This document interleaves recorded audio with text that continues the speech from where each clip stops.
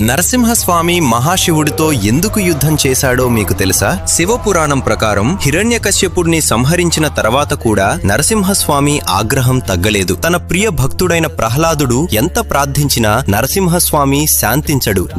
గట్టిగా గర్జిస్తూ ముల్లోకాల్లో మహాప్రళయం సృష్టిస్తాడు. ఈ మహారౌద్రాన్ని చూసిన దేవతలందరూ ప్రాణభయంతో మహాదేవుడిని రక్షించమని వేడుకుంటారు. అప్పుడు మహాశివుడు వీరభద్ర అవతారం ఎత్తి నరసింహుడిని శాంతింపచేయడానికి చాలా ప్రయత్నిస్తాడు. కాని నరసింహస్వామి వీరభద్రుడి మీదే ప్రతిదాడి చేస్తాడు. దాంతో శివుడికి చాలా కోపం వస్తుంది. అప్పుడు శివుడు అతి భయంకరమైన అత్యంత శక్తివంతమైన శరభావతారం ఎత్తుతాడు. శరభ మరియు నరసింహస్వామి అతి భయంకరమైన యుద్ధం చేస్తారు. ముల్లోకాలు కంపించగా రెక్కల శబ్దంతో ఆకాశం కంపించింది, భూమి వణికింది. చివరికి నరసింహుడి రౌద్రాన్ని శరభ తన అపార శక్తితో అతడిని కట్టడి చేస్తాడు. అప్పుడు నరసింహుడికి సత్యం అర్థమవుతుంది. ఇంత శక్తివంతమైన శరభ మరెవరో కాదు, ఆ పరమేశ్వరుడే అని. వెంటనే నరసింహుడు శాంతించి భక్తితో శివస్తోత్తరం చదవడం ప్రారంభించాడు. దాంతో శరభేశ్వర అవతారంలో ఉన్న శివుడు శాంతించి తనలోనే నరసింహస్వామిని ఐక్యం చేసుకుంటాడు. ఇది